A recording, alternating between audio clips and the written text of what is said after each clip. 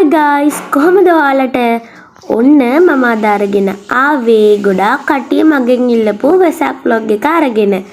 අපි බලමු කොහොමද මගේ වෙසක් දවස ගෙවෙන්නේ කියලා. උදේ පාන්දරම අම්මයි මායි කැන්ද කොළ කඩාගෙන බල්ලන්ට බත් උයාගෙන වතුර අරගෙන එහෙම ගියේ පාරේ ඉන්න අහිංසක සත්තුන්ගෙන් පොඩි දන්සලක් දෙන්න. ඉතින් අපි අද දුන්නේ සාලියෝ දාලා එතකොට යාට අවශ්‍ය මස් මාළු එළවලු ಜಾති හැම දාලා හොඳ පෝෂ්‍යදායී ආහාර වේලක්. ඉතින් ඊට අමතරව අපි වතුරක් දුන්නා. අපි ඊළඟට කෑම දුන්නේ ගෙදරක හදන බල්ලෙක්ට. එයා අපිට බිරුවා ඒ උනට අපි යාට බත් දුන්නා. එයා ඒක හොඳට රස කර කර කෑවා. අපිට ඊළඟට අපේ ළඟටම හොයාගෙන ආවා තවත් පූසෙක්. එයා නම් චුට්ටක් විතර පොඩි පැටියෙක් වගේ. එයා අපිට ගොඩක් බය වුණා. අපි නම් එයාට කරදරයක් කරන්න ගියෙත් නැහැ. ඉතින් අපි ආගේ බඩ පුරවන්න හදද්දී එයා බයෙ දිව්වා. අම්මයි මායි බත් එක තියලා ඈතට ගියාම මෙයා හොරෙන් ඇවිල්ලා ඒක කෑවා. ගොඩක් බල්ලෝ පාරේ හිටියේ නැහැ. එයාලට දන්සල් වලින් කන්න හම්බෙන වින්ද වෙන්නේ නැති. පූසු තමයි ගොඩක්ම හිටියේ. ඉතින් ඔන්න අපි ගාවට බල්ලෝ 3 දෙනෙක්ම ඊළඟට ආවා. අම්මයි මමයි ඒ 3 දෙනාටම බත් තුනක් තිබ්බා. එක්කෙනෙක් ඒ බත් වලින් දෙකක්ම කෑවා. ඊට පස්සේ අපි තව බත් එකක් එයාට බෙදලා තිබ්බා. එයා බත් තුනක්ම කෑවා. අපි අනිත් දෙන්නට තව බත් දෙකක් බෙදලා අම්මයි මමයි ගියා තව බල්ලෝ හොයාගෙන. ඔයත් බොන් බයි. අල්ලන්න. අනේ. එයාගේ බත් එක අපේ නාර. අර එයා දෙකෙන්ම කක්කා ඉන්නවා ඇතට වෙලා. ඔය ඔකේ කන්න. කන්න. මෙක්කන්. අනෙක්ක.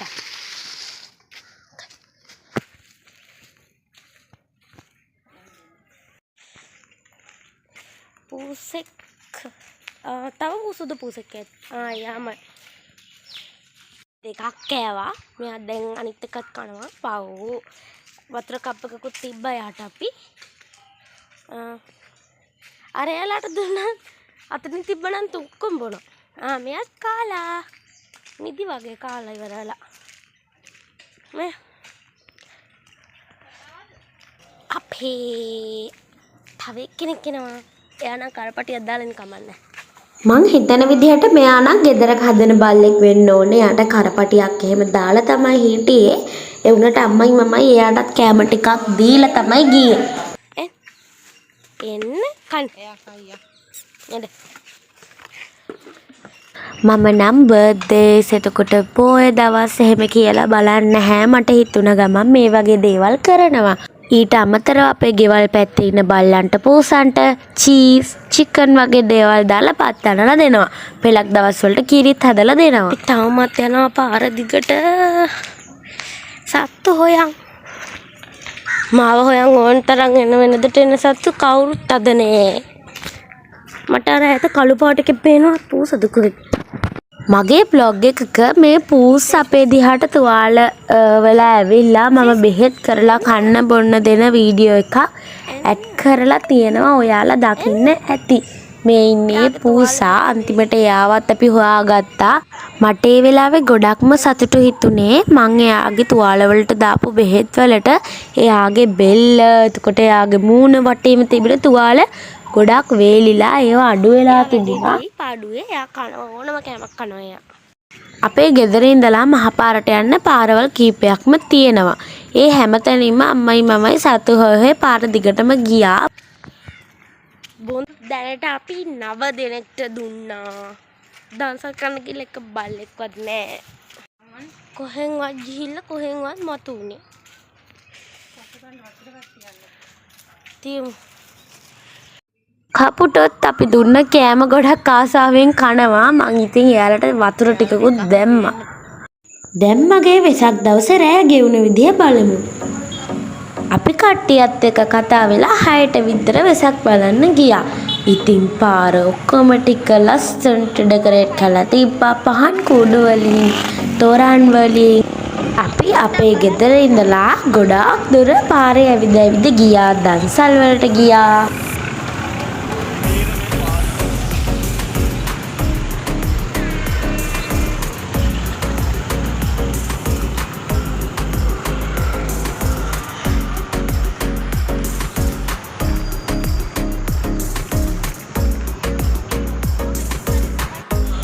බලන්න ගයිස් මේ වේ ලස්සන.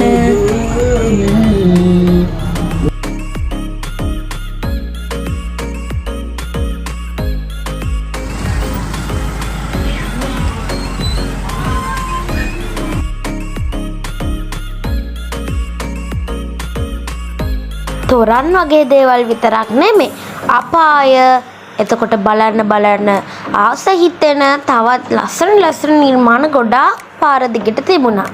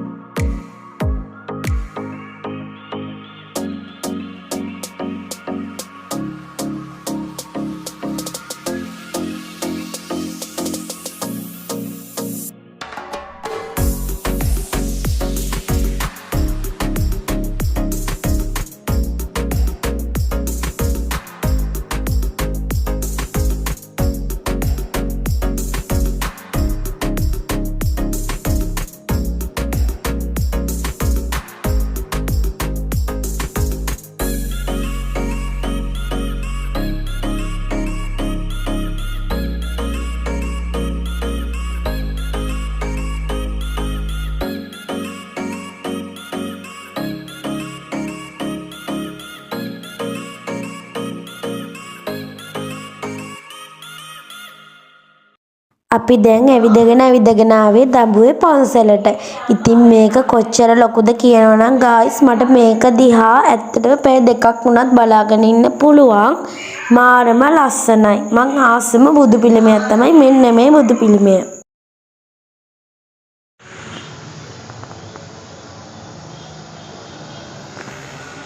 අපි එද්දිනම් දවසල් කීපයකට ගියා. හැබැයි යද්දිනම් දවසල් වලට ගියේ නෑ.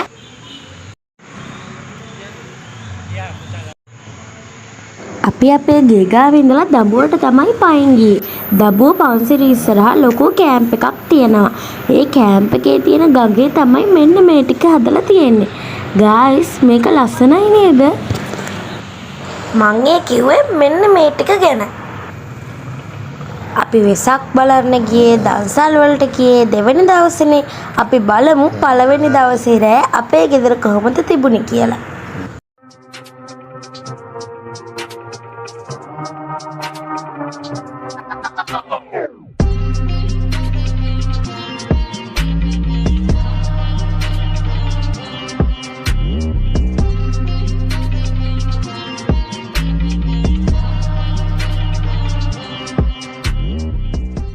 ඔය විදිහට තමයි අපේ ගෙදර අපි ඩෙකොරේට් කරේ.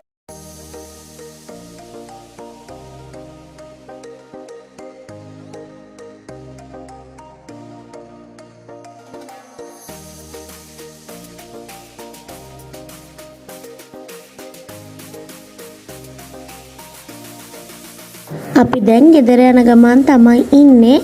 ඇවිදලා මහන්සිය නිසාම අපේ ගෙවල් පැත්තේ තියෙන පාක් එකට ගිහිල්ලා ඉඳගෙන ඉඳලා පොඩ්ඩක් රවුමක් ඇවිදලා අපි ගෙදර ගියේ බීම බිබි. අයිස්ක්‍රීම් කාලා බීම බීපු නිසාම මට ඊළඟ දවසේ හෙම්බිරිස්සාවත් හැදුනා. තාම අඩු නැහැ. පාක් එකට ගියපුවා නම් වීඩියෝ කරන්න බැරි වුණා. මගේ වීඩියෝ එක එන්ජොයි කරපු ඔයාට thank you. එහෙනම් ඊළඟ vlog එකෙන් හම්බ වෙනකම් bye bye.